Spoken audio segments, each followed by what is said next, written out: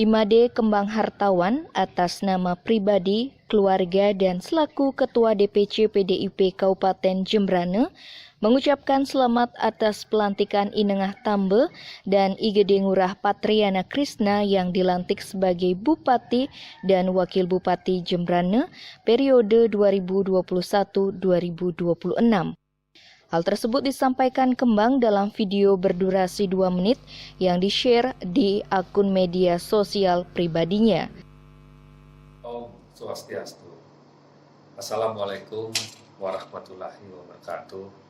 Salam sejahtera buat kita semua. Atas nama pribadi, atas nama keluarga, atas nama pimpinan partai, saya mengucapkan selamat pada Pak Inengah Tambe, Pak Patriana Krisna atas terpilihnya dan pelantikannya sebagai Bupati dan Wakil Bupati Kabupaten Jembrana. Semoga menjadi pemimpin yang amanah, pemimpin yang diharapkan oleh sebagian besar masyarakat Jembrana. Saya juga tentu berharap apa yang sudah baik pada periode-periode sebelumnya untuk bisa diteruskan, untuk bisa dilanjutkan. Apa yang kurang maksimal, tentu harapannya bisa dimaksimalkan. Seperti anjungan cerdas, ada mall pelayanan publik yang sedang membangun dan sempat berhenti juga karena COVID, agar juga diteruskan. Karena ini menyangkut pelayanan masyarakat. Termasuk juga persoalan ekonomi masyarakat.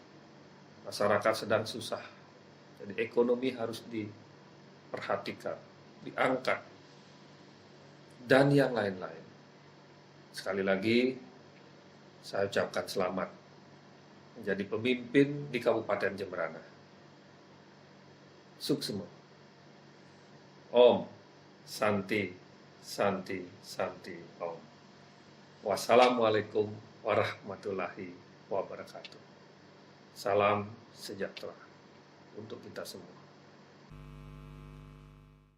Selain mengucapkan selamat kepada Tambe Ipat, Kembang juga berharap apa yang sudah baik di periode sebelumnya dilanjutkan, serta apa yang kurang optimal agar dimaksimalkan lagi.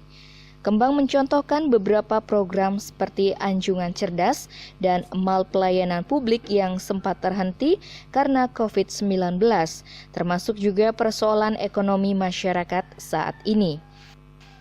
Tim Bali Express melaporkan.